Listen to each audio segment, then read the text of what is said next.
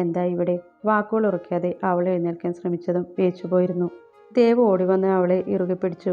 ഭദ്രയ്ക്ക് വല്ലാത്ത അസ്വസ്ഥത തോന്നി. അവൾ സർവ്വബലവും എടുത്ത് അവനെ തള്ളി. ദേവ് പുറകിലേക്ക് ആഞ്ഞുപോയി. ഭദ്രയും ചെയറിലേക്ക് വീണു. ദേവ് ചിരിച്ചു. മെല്ലെ ചിരിച്ചു തുടങ്ങിയത് പൊട്ടിച്ചിരിയായി. ഭദ്ര പേടിയോടെ കസാരയിൽ മുറുകെ പിടിച്ചിരുന്നു. ഞാൻ തൊട്ടതിനാണോ ഭദ്രക്കുട്ടി തള്ളിവിട്ടത്? അവൻ ചിരിയോടെ ചോദിച്ചു. ഭദ്ര അവനെ പാവപ്പോടെ നോക്കി. ദേവ് മാഷിന്റെ ഇങ്ങനെയൊരു മുഖം. പറ ഭദ്രേ, ഞാൻ തൊട്ടതിനാണോ? പറയുന്നതിനൊപ്പം അവൻ അടുത്തേക്ക് വന്നു. ഭദ്ര കസാരയിൽ മുറുകെ പിടിച്ചു. ദേവ് അവളുടെ മുഖം കൈക്കുമ്പിളിലെടുത്തു. നീ എന്താ കരുതിയേ? ആനന്ദന്റെ കുഞ്ഞാണ് നിന്റെ വയറ്റിലെന്നോ? അവൻ കൈയെടുത്ത് പൊട്ടിച്ചിരിച്ചു. ഭദ്ര അന്തിച്ച് ഇരിപ്പാണ്. നിന്റെ വയറ്റിൽ അവന്റെ കുഞ്ഞല്ല ഭദ്രേ. അതിനുള്ള കഴിവ് അവനില്ല. കസാരയിൽ കൈ പിടിച്ച് അവളുടെ മുഖത്തോട് മുഖം അടുപ്പിച്ചു പറഞ്ഞതും ഭദ്ര കൈ ഉയർത്തി ഒന്ന് കൊടുത്തു. ദേവ് അത് ആസ്വദിച്ച പോലെ കണ്ണുകൾ അടച്ചു. നീ തൊടുമ്പോൾ എന്നിൽ ഉണ്ടാവുന്ന ഫീൽ എന്താണെന്നറിയോ? അത് നിനക്ക് എങ്ങനെ ഞാൻ മനസ്സിലാക്കുക? എൻ്റെ അമ്മ മരിച്ചപ്പോൾ ഞാൻ കരുതിയത് ഒരിക്കലും ഇനി വരില്ലെന്നാ. പക്ഷേ ഞാൻ വീണ്ടും കണ്ടു. നീ ആദ്യം സ്കൂളിൽ വന്നില്ലേ? അപ്പോൾ ശരിക്കും എൻ്റെ അമ്മ വലുതായി വന്ന പോലെ. ആ ഉണ്ട കണ്ണുകളും. പറയുന്നതിനൊപ്പം അവൻ അവളുടെ കണ്ണുകളിൽ തലോടി. ഭദ്ര വെറുപ്പോടെ മുഖം തിരിച്ചു. നിനക്കല്ല ഭദ്രയെ വെറുപ്പ്, അവനാണ്. ആനന്ദന് നിന്നോട്. വേറൊരുത്തൻ്റെ കുഞ്ഞിനെ വയറ്റിക്കൊണ്ട് നടക്കുന്നതിന്. എന്ത് പറഞ്ഞടാ നീ? ഭദ്ര അവിടെ നിന്ന് എഴുന്നേറ്റ് അവൻ്റെ ഷർട്ട് പിടിച്ചൊലിച്ചു. ഭദ്രയുടെ വയറ്റിൽ ആനന്ദൻ്റെ കുഞ്ഞാ. നീ എന്തെങ്കിലും വിളിച്ചു പറഞ്ഞാൽ വിശ്വസിക്കുമെന്ന് കരുതിയോ? വേണ്ട, നീ വിശ്വസിക്കേണ്ട. പക്ഷെ പരിശോധിച്ച 4 ആശുപത്രികളിൽ നിന്റെ ആനന്ദന് കുഞ്ഞുങ്ങളുണ്ടായില്ല. പിന്നെ നീ എങ്ങനെ പ്രഗ്നൻ്റായി? അതറിയോ നിനക്ക്? നിന്റെ വയറ്റിൽ വളരുന്ന കുഞ്ഞിൻ്റെ അച്ഛൻ ആരാണെന്നറിയോ? ഭദ്ര അവനെ തന്നെ ഉറ്റുനോക്കി. നിന്റെ വയറ്റിൽ വളരുന്ന കുഞ്ഞിൻ്റെ അച്ഛൻ മനോജ. നിന്നെ അവൻ നശിപ്പിക്കുന്നത് ഞാൻ കണ്ടതാ. അന്ന് ഓടി വന്ന് നിന്റെ വസ്ത്രം നേരെയാക്കി. നിന്നെ ഞാൻ ഉണർത്തി. ഒന്ന് ഉറങ്ങി എഴുന്നേറ്റപ്പോഴേക്കും ചുറ്റും നടന്നത് എന്താണെന്ന് അറിയാതെ നീ കരഞ്ഞു. ആരും ഒന്നും സംഭവിച്ചിട്ടില്ലെന്ന് പറഞ്ഞു. ഞാനും. നിന്റെ ശരീരത്തിൻ്റെ ക്ഷീണം കുടിച്ച ഡ്രിങ്ക്സിൻ്റെ ആവുമെന്ന് കരുതിയല്ലേ? അവൻ പൊട്ടിച്ചിരിച്ചു. ഭദ്ര തളർച്ചയോടെ നിലത്തേക്കിരുന്നു. നിന്റെ വയറ്റിൽ അവൻ്റെ കുഞ്ഞല്ലെന്ന് അവനും അറിയാം. അതറിഞ്ഞിട്ട് തന്നെയാ അവൻ നിന്നെ അവിടെ നിർത്തിയിരിക്കുന്നത്. നാട്ടുകാരോട് പറയാൻ പറ്റുന്ന കാര്യം വല്ലതും ആണോ ഇത്? ദേവ് ചിരിയോടെ പറഞ്ഞതും ഭദ്ര ചെവിപൊത്തി. അവൻ കുനിഞ്ഞ് അവളുടെ അടുത്തേക്ക് വന്നു. പക്ഷേ എനിക്ക് നിന്നെ ഒരിക്കലും വെറുക്കാനോ ഉപേക്ഷിക്കാനോ കഴിയില്ല. എന്താണെന്നറിയോ? അത്രയ്ക്ക് ഇഷ്ടം നിന്നെ എനിക്ക്. എൻ്റെ പ്രാണനാ നീ. ദേവ് ഭദ്രയുടെ മുഖം കൈക്കുമ്പിളിലെടുത്ത് നെറ്റിയിൽ അമർത്തി ചുംബിച്ചു. ഭദ്ര അവനെ ഊക്കോടെ തള്ളിമാറ്റി. വേണ്ട ഭദ്രേ, നിന്നെ എനിക്ക് വേണം കൂടെ ജീവിക്കാൻ. അതിന് നീ സമ്മതിച്ചില്ലെങ്കിൽ നമുക്ക് രണ്ടാൾക്കും ഈ ലോകത്ത് നിന്ന് പോവാം. ദേവ് ഗൗരവമായി പറയുന്നത് കേട്ട് ഭദ്ര പേടിയോടെ മുഖം ഉയർത്തി. പറ ഭദ്രേ, നമുക്ക് ജീവിക്കണോ മരിക്കണോ? ഭ്രാന്തമായ അവൻ്റെ പെരുമാറ്റം ഭദ്രയ്ക്ക് അപായ സൂചന നൽകി. അവൾ തല വിലങ്ങനെയാട്ടി. ആ നല്ല കുട്ടി, നമുക്ക് ഇവിടെ നിന്ന് പോവാം, കുറേ ദൂരേക്ക്. നിന്റെ സർട്ടിഫിക്കറ്റൊക്കെ ഞാൻ സ്കൂളിൽ നിന്ന് എടുത്തിട്ടുണ്ട്. ദേവ് വേഗം എഴുന്നേറ്റ് ഒരു ചെറിയ കവർ ബാഗിൽ നിന്ന് എടുത്ത് പുറത്തേക്ക് വെച്ചു. പക്ഷെ പോകുന്നതിന് മുമ്പ് ഒരു കാര്യം കൂടി. ദേവ് സെറിഞ്ചിലേക്ക് മരുന്ന് കയറ്റി ഭദ്രയുടെ അടുത്തേക്ക് വന്നു. ഭദ്ര അവന് പേടിയോടെയും സംശയത്തോടെയും നോക്കി. ഈ കുഞ്ഞിത് നമുക്ക് വേണ്ട. ഭദ്രയുടെ വയറ്റിൽ ഇനി ദേവിൻ്റെ കുഞ്ഞ് ഉണ്ടായാൽ മതി. ഭദ്ര തലയാട്ടി സിറിഞ്ചിന് നേരെ കൈ നീട്ടി. അവൾ നീട്ടിപ്പിടിച്ച കൈയിലേക്ക് ദേവ് ചിരിയോടെ സിറിഞ്ച് വെച്ചു കൊടുത്തു. ഭദ്ര അത് മുറുക്കെ പിടിച്ചു. അവൾ തൻ്റെ അടുത്തിരിക്കുന്ന ദേവിനെ നോക്കി, പിന്നെ പുറത്തേക്കും. ഭദ്ര നോക്കുന്ന കണ്ട് ദേവ് പുറത്തേക്ക് നോക്കിയതും ഭദ്ര സിറിഞ്ച് അവൻ്റെ കഴുത്തിലേക്ക് ആഞ്ഞുകുത്തി. ദേവ് അലർച്ചയോടെ കഴുത്തിൽ പൊത്തിപ്പിടിച്ചതും ഭദ്ര എഴുന്നേറ്റ് കസാരയെടുത്ത് അവൻ്റെ തലയിൽ അടിച്ചു, പിന്നെ കാലിലും. കസാര അവിടെ വെച്ച് അവൾ വേഗം സർട്ടിഫിക്കറ്റും അവളുടെ ഹാൻഡ് ബാഗും എടുത്ത് പുറത്തേക്ക് ഓടി. ഓടുന്നതിനിടയിൽ അവൾ സമയം നോക്കി 2 കഴിഞ്ഞു. ഭദ്ര വേഗം ഫോണെടുത്ത് ആനന്ദൻ്റെ നമ്പർ ഡയൽ ചെയ്തു. പിന്നെ വേഗം കട്ടാക്കി. ഒരു നിമിഷം ആലോചിച്ചു. പിന്നെ ബബിയുടെ നമ്പർ ഡയൽ ചെയ്തു. എന്നെ വിളിച്ചപ്പോൾ ഞാൻ തന്നെയാണ് ഉടനെ ബാംഗ്ലൂരിലേക്ക് വരാൻ പറഞ്ഞത്. അവിടെ വന്ന് എൻ്റെ ഫ്രണ്ട് പാലിൻ്റെ സിസ്റ്റർ പൂജ ചേച്ചി ഭദ്ര ചേച്ചി മുംബൈയിലേക്ക് കൊണ്ടുവന്നു. പിന്നെ ചേച്ചി ഇവിടെ തന്നെയായിരുന്നു. ഭവ്യ പറഞ്ഞു നിർത്തിയതും ആനന്ദൻ്റെ ചുണ്ടിൽ പുച്ഛച്ചിരി വന്നു. ഭവ്യ, ആനന്ദേട്ടന് കുഴപ്പമൊന്നുമില്ല. അതൊക്കെ മിതി ആനന്ദേട്ടനെ സ്വന്തമാക്കാൻ വേണ്ടി ചെയ്തു കൂട്ടിയതാ. അവൾ അന്ന് ടെസ്റ്റ് ചെയ്യാൻ പോയ ഹോസ്പിറ്റലൊക്കെ അവളുടെ കൂടെ പഠിച്ചവർ ഉണ്ടായിരുന്നതാ. ഭദ്രയുടെ വയറ്റിലുണ്ടായിരുന്ന കുഞ്ഞ് ആനന്ദേട്ടൻ്റെ തന്നെയാ, വിഷ്ണു പറഞ്ഞു. ഭവ്യ ഞെട്ടി. അപ്പോൾ ദേവമാഷ് പറഞ്ഞതൊക്കെ? മനോജ് ചേച്ചിയെ. മനോജ് ഒന്നും അവൾ ചെയ്തിട്ടില്ല. അത് മനോജ് എന്നോട് പറഞ്ഞതാ. അപ്പോഴേക്കും ദേവ് കണ്ട അലറി വിളിച്ച് അവൻ ജനലിലൂടെ ചാടിപ്പോയെന്നും ആനന്ദൻ അലസമായി പറഞ്ഞ് ജനലിലൂടെ പുറത്തേക്ക് നോക്കി. അവൻ്റെ കുഞ്ഞാണെന്ന് കരുതിയാവുമല്ലേ അവൾ എൻ്റെ കുഞ്ഞിനെ കൊന്നത്? ആനന്ദൻ്റെ കണ്ണുകൾ നിറഞ്ഞിരുന്നു. കൊല്ലേ? ആര്? ഭവ്യയുടെ കണ്ണു തള്ളി. ആനന്ദൻ സംശയത്തോടെ തിരിഞ്ഞു. ഭദ്ര കുഞ്ഞ് ആഘോഷനായെന്ന് പറഞ്ഞു. ആര്? ഞങ്ങളുടെ ആരുട്ടനോ? ഭവ്യ ചിരിച്ചു. ആ ആഘോഷനായെന്ന് പറയുന്ന മുതൽ ഡേ കെയറിലിരുന്ന് കളിക്കുന്നുണ്ട്. ഭവ്യ ചിരിയോടെ പറഞ്ഞതും അനന്തൻ കേട്ട പാതി കേൾക്കാത്ത പാതി പുറത്തേക്ക് ഓടി. ഡോർ അടയുന്ന ശബ്ദം കേട്ട് പുറകെ ഓടാനെന്ന് ഭവ്യയുടെ കയ്യിൽ പിടിച്ച് വിഷ്ണു. ഭവ്യ അവനെ സംശയത്തോടെ നോക്കി. അവരായിട്ട് തന്നെ തീർക്കട്ടെ, അതല്ലേ നല്ലത്. വിഷ്ണു പറയുന്നത് കേട്ട് ഭവ്യ തലയാട്ടി. അപ്പം നമുക്കൊന്ന് പുറത്തൊന്ന് കറങ്ങിയാലോ? മുംബൈയിൽ വന്നിട്ട് ഒന്ന് കറങ്ങില്ലെന്ന് വേണ്ട. ഭവ്യ അവനെ ഒന്ന് കൂർപ്പിച്ചു നോക്കി. അപ്പോൾ ഓക്കെ, ഞാൻ വേഗം റെഡിയായിട്ട് വരാം. വിഷ്ണു വേഗം റൂമിലേക്ക് പോയി. അവൻ പോയതും ഭവ്യയുടെ ചുണ്ടിൽ ഒരു പുഞ്ചിരി വിരിഞ്ഞു.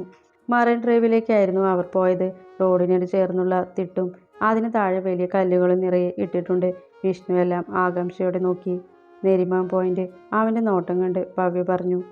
സൂപ്പർ. നിനക്കിനി എത്ര വർഷം പഠിക്കണം? അവൻ തെറ്റിന്മേയിരുന്നു. 3 വർഷം കൂടിയുണ്ട്. അവളും അവൻ്റെ ഒപ്പമിരുന്നു. അത് കഴിഞ്ഞാൽ എന്താ പ്ലാൻ? ബാംഗ്ലൂർ തന്നെ പ്രാക്ടീസ് തുടങ്ങണം. അമ്മയും അച്ഛനെയും കൂട്ടിക്കൊണ്ട് വരണം. അവിടെ തന്നെ ഒരു വീട് നോക്കണം വാടകയ്ക്ക്. അച്ഛനിപ്പോൾ വേണ്ടിയിട്ട് കുറേയായി. അച്ഛനായിപ്പോയില്ലേ. ചേച്ചി ചെയ്തതൊക്കെ അറിഞ്ഞപ്പോൾ കൊല്ലാനാ തോന്നിയത്. പിന്നെ അമ്മയെ ആലോചിച്ചപ്പോൾ അപ്പോൾ നിനക്ക് കൂട്ടൊന്നും വേണ്ടേ? അതിനല്ലേ അമ്മയെ കൊണ്ടുവരുന്നേ. അതല്ല ഒരു കല്യാണം. അങ്ങനെ ഒരു ചിന്തയേ ഇല്ല. സ്വന്തം കാലിൽ നിൽക്കണം എന്ന് മാത്രമേ ഉള്ളൂ. ജീവിതത്തിൽ നിന്നും അതൊക്കെ പഠിച്ചത്. അങ്ങനെയൊക്കെ ഉണ്ടായെന്ന് കരുതി ഇത്ര കടുത്ത തീരുമാനങ്ങൾ വേണോ? ഭവ്യ ഒന്ന് ചിരിച്ചു. എല്ലാം തുറന്നു പറഞ്ഞു. ഒരാൾ വരികയാണെങ്കിൽ ഉറപ്പായും ആലോചിക്കാവുന്നതാണ്. അവൾ ചിരിയോടെ തന്നെ പറഞ്ഞു. അങ്ങനെ വരികയാണെങ്കിൽ വരട്ടെ, അപ്പം നോക്കാം. ദാ വന്നല്ലോ.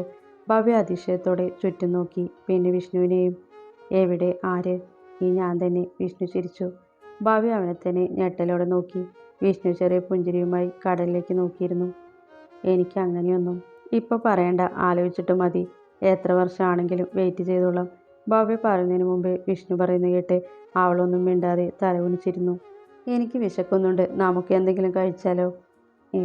ആ. ഭവ്യ ഞെട്ടലോടെ തലയാട്ടി.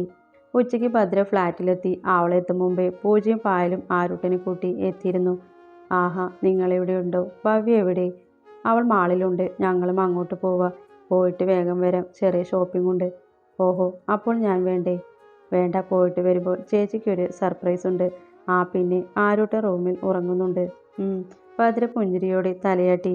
പൂജ ഇറങ്ങുന്നതിന് മുമ്പ് അവളുടെ കവിളിലൊന്ന് തഴുകി. ഭദ്ര അവളെ സംശയത്തോടെ നോക്കി. അവർ ഇറങ്ങിയതും ഭദ്ര കഴിക്കാനിരുന്നു.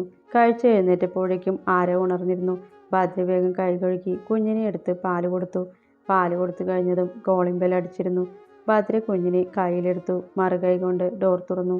മുന്നിൽ യാതൊരു കൂസലുമില്ലാതെ ഡോറിനോട് ചാരി നിന്ന് സിഗരറ്റ് വലിക്കുന്നതിനെ കണ്ട് അവളുടെ ശ്വാസം വിലങ്ങി. ഭദ്ര കുഞ്ഞിനെയും കൊണ്ട് നിൽക്കുന്നത് കണ്ട് അനന്ത സിഗരറ്റ് വേഗം നിലത്തിട്ടു. അവൻ അവളെ ശ്രദ്ധിക്കാതെ ഉള്ളിലേക്ക് കയറി. ആരോ അനന്തനെ പരിചയമുള്ള പോലെ മേലേക്ക് ചാടാൻ ശ്രമിക്കുന്നുണ്ട്.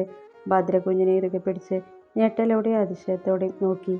അനന്തൻ അത് മൈൻഡ് ചെയ്യാതെ ഹാളിൽ സോഫയുടെ മുകളിൽ കൈനീട്ടി വെച്ച് കാലിന് മുകളിൽ കാൽ കയറ്റി വെച്ചിരുന്നു. ഇതാണോ നീ അബോർഷൻ ചെയ്ത മനോജിന്റെ കുഞ്ഞ്? അവന്റെ ശബ്ദത്തിൽ പരിഹാസം നിറഞ്ഞു. ഭദ്ര ഞെട്ടിയെങ്കിലും ഒന്നും മിണ്ടാതെ തലതാഴ്ത്തി നിന്നു. അവൾ ചെറുതായി വിറയ്ക്കുന്നുണ്ട്. ആനന്ദൻ വീണ്ടും എന്തിനു വന്നു എന്നത് അവൾക്ക് ടെൻഷൻ കൂട്ടി. നീ പേടിക്കണ്ട, ഞാൻ നിന്നെ കൊണ്ടുപോകാൻ വന്നതല്ല. പോകുന്നതിന് മുമ്പ് നിന്നെ കണ്ട് കുറച്ച് സംസാരിക്കണമെന്ന് തോന്നി. ഭദ്ര മിഴികൾ മാത്രം ഉയർത്തി അവനെ നോക്കി. അവൻ അവളെ നോക്കിയൊന്ന് നെടുവീർപ്പിട്ടു. എല്ലാം എൻ്റെ തെറ്റാ. നീ മിതിയെക്കുറിച്ച് പറഞ്ഞപ്പോൾ ഞാൻ വിശ്വസിച്ചില്ല. ആ കാര്യമാണ് എനിക്ക് കേൾക്കണ്ട. ആനന്ദ പറഞ്ഞു തുടങ്ങും മുമ്പേ ഭദ്ര പറഞ്ഞു. ഞാൻ പറയാനുള്ളത് പറയും, നീ കേൾക്കുകയും ചെയ്യും. അല്ലാതെ ഞാൻ ഇവിടെ നിന്ന് പോവില്ല. ആനന്ദ കടുപ്പത്തോടെ പറഞ്ഞതും ഭദ്ര തലചരിച്ചു. ഞാൻ ഭവ്യയെ കൊണ്ട് വിട്ടിട്ട് തിരിച്ചു വരുമ്പോൾ എന്നെ മിതി വിളിച്ചിരുന്നു. ഞാൻ നേരെ ഹോസ്പിറ്റലിലേക്ക് പോയത്. അപ്പോഴവൾ പറഞ്ഞത് എനിക്ക് കുട്ടികൾ ഉണ്ടാവില്ലെന്ന്. തിരിച്ചു വീട്ടിലെത്തി നിന്നോടിത് എങ്ങനെ പറയണമെന്ന് കരുതിയിരുന്നപ്പോഴാ നീ പ്രഗ്നൻ്റ് ആണെന്ന് പറയുന്നത്. ഹോസ്പിറ്റലിൽ എന്തോ തെറ്റുപറ്റിയതാണെന്നാണ് ഞാൻ വിശ്വസിച്ചത്. അതുകൂടാതെ അവളും ഞാനും കൂടി മറ്റൊരു ഹോസ്പിറ്റലിൽ കൂടി പോയി. അപ്പോഴും റിസൾട്ട് അത് തന്നെയായിരുന്നു. പിന്നെ തിരിച്ച് വീട്ടിൽ വന്നപ്പോഴാ അന്ന് ആ പ്രശ്നങ്ങളൊക്കെ ഉണ്ടായത്. അന്നും ഇന്നും ഞാൻ എൻ്റെ ഭാര്യയെ സംശയിച്ചിട്ടില്ല. പിറ്റേന്ന് നിന്നെ കാണാതാവുകയും ചെയ്തു. അന്ന് അന്വേഷിച്ചപ്പോഴാ ദേവിൻ്റെ കൂടെ നിന്നെ കണ്ടെന്നറിഞ്ഞത്. അവനെ പൊക്കിയപ്പോൾ അവനൊന്നും പറഞ്ഞില്ല. പക്ഷെ അവൻ്റെ ഫോണിൽ ഒരു കോൾ വന്നിരുന്നു. ആന്തന അവളെ നോക്കി. ഭദ്ര അവൻ പറയുന്നത് ബാക്കി കേൾക്കാനായി സംശയത്തോടെ അവനെ നോക്കി. അത് മിതിയുടെ കോളായിരുന്നു. ഭദ്രയുടെ നെറ്റി ചുളിഞ്ഞു. നമ്മൾ രണ്ടാളും ചതിക്കപ്പെട്ടതാ. എനിക്ക് കുട്ടികൾ ഉണ്ടാവില്ലെന്ന് മിതി വരുത്തി തീർത്തതാ. എന്നെ സ്വന്തമാക്കാൻ വേണ്ടി. പക്ഷെ അന്നത്തെ സംഭവത്തോടെ അറിയുന്നത് ഞാൻ അവളുടെ സ്വന്തം ഏട്ടനാണെന്ന്. നീയും ദേവും കൂടി ഒളിച്ചോടിയെന്ന് പറഞ്ഞവൾ അത് കേട്ടപ്പോൾ എൻ്റെ അടുത്തേക്ക് കരഞ്ഞുകൊണ്ട് ഓടി വന്നു. എനിക്ക് അപ്പോൾ ഒന്നും ഉൾക്കൊള്ളാൻ കഴിയുന്ന മാനസികാവസ്ഥയിലല്ലായിരുന്നു. ഒന്ന് നിന്നെ കാണാത്തതിലുള്ള ടെൻഷൻ, രണ്ട് പെങ്ങളെപ്പോലെ കരുതിയവൾ തന്നെ മറ്റൊരു സ്ഥാനത്ത് മോഹിക്കുന്നു എന്നുള്ള ഞെട്ടൽ, പിന്നെ ഇന്നലെ വരെ മാമയെന്ന് വിളിച്ച വ്യക്തി സ്വന്തം അച്ഛനാണെന്ന് അറിഞ്ഞ പകപ്പ്, എല്ലാം കൂടി ഭ്രാന്തെടുക്കുന്ന പോലെ തോന്നി. അവിടുന്ന് 2 ദിവസം കഴിഞ്ഞതും നിധിയും സത്യമേ എന്നെ കാണാൻ വന്നിരുന്നു. എനിക്ക് കുഞ്ഞുങ്ങൾ ഉണ്ടാവില്ലെന്ന് അവൾ വരുത്തി തീർത്തത് എനിക്ക് വേണ്ടിയും ദേവിന് നിന്നെ കിട്ടാൻ വേണ്ടിയുമാണെന്ന് പറഞ്ഞ് ഒരുപാട് കരഞ്ഞു. മനോജിനെ ഞാൻ മുമ്പേ കണ്ടിരുന്നു. ജയിലിൽ നിന്ന് ഇറങ്ങിയ സമയത്ത് തന്നെ നീ മയങ്ങി വീണപ്പോൾ തന്നെ ദേവ് നിങ്ങളെ കണ്ടിരുന്നു. മനോജ് നിന്നെ അവിടെ കിടത്തി ഓടി രക്ഷപ്പെട്ടതാണ്. സാഹചര്യം മുതലെടുത്ത് ദേവ് നിന്നെ സ്വന്തമാക്കാനും നോക്കി. നിന്നെ അന്വേഷിച്ചിറങ്ങുമ്പോൾ ദേവ് എന്നോട് ഉറപ്പിച്ചു പറഞ്ഞിരുന്നു നീ എൻ്റെ കൂടെ വരില്ലെന്ന്. അത് എന്തുകൊണ്ടാണെന്ന് ഭവ്യെല്ലാം പറഞ്ഞപ്പോഴാ അറിയുന്നേ. ഒന്ന് ദേവ് നിന്നോട് പറഞ്ഞ കള്ളങ്ങളും പിന്നെ എനിക്ക് കുട്ടികളുണ്ടാവില്ലെന്ന് തെറ്റിദ്ധരിച്ചതും. ആനന്ദൻ പറഞ്ഞു നിർത്തി ഭദ്രയെ നോക്കി. വിശ്വാസം വരാതെ ഉണ്ടക്കണ്ണുകൾ കൊണ്ട് ആനന്ദനെ മേടിച്ചു നോക്കുന്നുണ്ട്. ആനന്ദൻ ഇരുന്നിടത്ത് നിന്ന് എഴുന്നേറ്റു. ആരവ് എൻ്റെ മകനാണ്, എൻ്റെ ചോര. അവനെ ഞാൻ കാണാൻ വരും. രാവിലെ മുതൽ ഇത്ര സമയം ഞാൻ അവൻ്റെ കൂടെ തന്നെയായിരുന്നു. അവനെ കൂടെ കൊണ്ടുപോകാൻ എനിക്കറിയാഞ്ഞിട്ടില്ല. നിന്നെ ഓർത്ത് മാത്രം ഞാൻ ഇവിടെ ഇവനെ നിർത്തിയിട്ട് പോകുന്നത്. ഞാൻ വൈകിട്ട് തിരിച്ച് നാട്ടിൽ പോവും. ആനന്ദൻ ഭദ്രയുടെ അടുത്തേക്ക് ചെന്ന് കുഞ്ഞിൻ്റെ നെറ്റി ചുംബിച്ചു. കുഞ്ഞവൻ്റെ മേലേക്ക് ചാടുന്നുണ്ട്. പക്ഷെ ആനന്ദൻ അവനെ എടുക്കാതെ മാറി നിന്നു. അച്ഛൻ ഇടയ്ക്കിടെ നിന്നെ കാണാൻ വരാം. അവൻ കുഞ്ഞിൻ്റെ കവിളിൽ തഴുകി പുറത്തേക്ക് നടന്നു. പുറത്തേക്കിറങ്ങി അവൻ്റെ ചുണ്ടിൽ വല്ലാത്തൊരു ചിരിയുണ്ടായിരുന്നു. അപ്പോഴും കേട്ടതൊന്നും വിശ്വസിക്കാൻ കഴിയാതെ ഭദ്ര ശീലകണക്കെ നിൽക്കുന്നുണ്ടായിരുന്നു. ആനന്ദൻ വിഷ്ണുവിനെ വിളിച്ചപ്പോൾ അവർ എപ്പോഴും ബീച്ചിൽ നിന്ന് തിരിച്ചിട്ടില്ലെന്ന് പറഞ്ഞു. ആനന്ദൻ നേരെ അങ്ങോട്ട് ചെന്നു. ആനന്ദൻ ചിരിച്ചുകൊണ്ട് വരുന്നതുകൊണ്ട് വിഷ്ണുവും ഭാവിയും സംശയത്തോടെ എഴുന്നേറ്റ് പരസ്പരം നോക്കി. ആനന്ദൻ ചിരിച്ചുകൊണ്ട് തിട്ടിമേലിരുന്നു. കൈ രണ്ടും പിന്നിലേക്ക് വെച്ചു. കാലിനുമേൽ കാൽ കയറ്റി വെച്ചു. രണ്ടാളെയും നോക്കി. എന്തായി ആനന്ദേട്ടാ? എന്താവൻ? നമ്മൾ ഇന്ന് വൈകിട്ട് നാട്ടിൽ പോകുന്നു. ആനന്ദൻ ചിരി നിർത്തി ഗൗരവത്തോടെ പറഞ്ഞതും ഭാവിയും വിഷ്ണുവും പരസ്പരം നോക്കി. അപ്പോൾ ചേച്ചി? നിന്റെ ചേച്ചിയെ ഞാൻ കൊണ്ടുപോകുന്നില്ല. എൻ്റെ മകനെ കാണാൻ ഞാൻ ഇടയ്ക്ക് വരും. ഏട്ടാ, ഭദ്ര, മോള് ഫ്ലാറ്റിൽ പോവാൻ നോക്ക്. നിന്റെ ചേച്ചി അവിടെ തനിച്ച. ആനന്ദൻ ഭവ്യയെ നോക്കി പറഞ്ഞപ്പോൾ അവൾ തലയാട്ടി. പിന്നെ വിഷ്ണുവിനെ നോക്കി തിരിഞ്ഞു നടന്നു. ഭവ്യ പോയതും വിഷ്ണു ആനന്ദൻ്റെ അടുത്തേക്കിരുന്നു. എന്താ ഉണ്ടായേ? അവൾക്ക് എടുത്തുചാട്ടം കുറച്ച് കൂടുതലാ. ഇനി അതുണ്ടാവാൻ പാടില്ല. എടുത്തുചാടയിനെ കുറച്ച് പശ്ചാത്തപിക്കട്ടെ. അപ്പോൾ നമ്മൾ ഭദ്രയെ കൊണ്ടുപോകുന്നില്ലേ? ഇല്ല, നീ വേഗം വാ. ആനന്ദൻ എഴുന്നേറ്റു. അവൻ്റെ മനസ്സ് നിറയെ കുഞ്ഞിനൊപ്പമുള്ള നിമിഷങ്ങളായിരുന്നു. ആ ഓർമ്മകളിൽ അവൻ്റെ ചുണ്ടിൽ ഒരു ചിരി തത്തിക്കളിച്ചു. പൂജയും പായലുമായിരുന്നു ആദ്യം ഫ്ലാറ്റിലേക്ക് വന്നത്. ഡോറൊന്നും ലോക്ക് ചെയ്യാതെ ഭദ്ര ഹാളിൽ ഡൈനിങ് ടേബിളിൽ കൈവച്ചിരിക്കുന്നതുകൊണ്ട് പൂജയും പായലും പരസ്പരം നോക്കി. നിലത്തിരുന്ന് കളിക്കുന്ന ആരുട്ടനെ അവരെ കണ്ട് ചിരിച്ചുകൊണ്ട് എന്തൊക്കെയോ ശബ്ദം ഉണ്ടാക്കുന്നുണ്ട്. പക്ഷേ ഭദ്ര ഈ ലോകത്തൊന്നുമല്ല. പായൽ ഓടിച്ചെന്ന് കുറുമ്പനെ വാരിയെടുത്തു. ഭദ്രെ, അവളുടെ ചുമലിൽ പൂജ കൈവച്ചതും ഭദ്ര ഞെട്ടിക്കൊണ്ട് തിരിഞ്ഞു നോക്കി.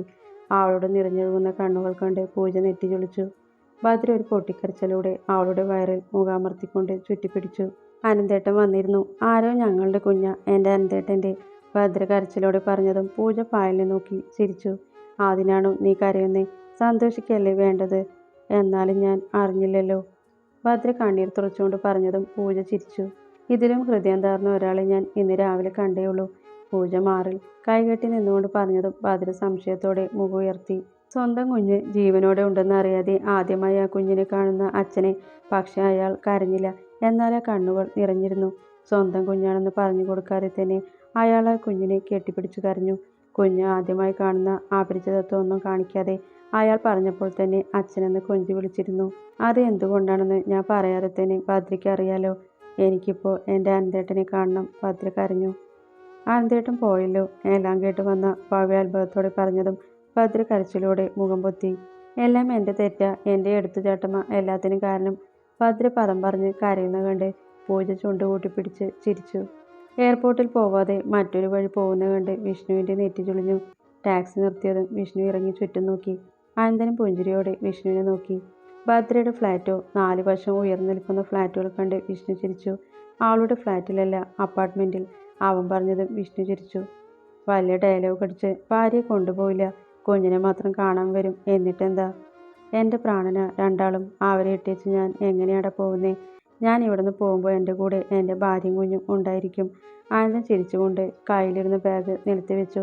കൈകൾ രണ്ടും മുകളിലേക്കായി കൈകൾ കോർത്തുകൊണ്ട് വിരഞ്ഞൊടിച്ചു.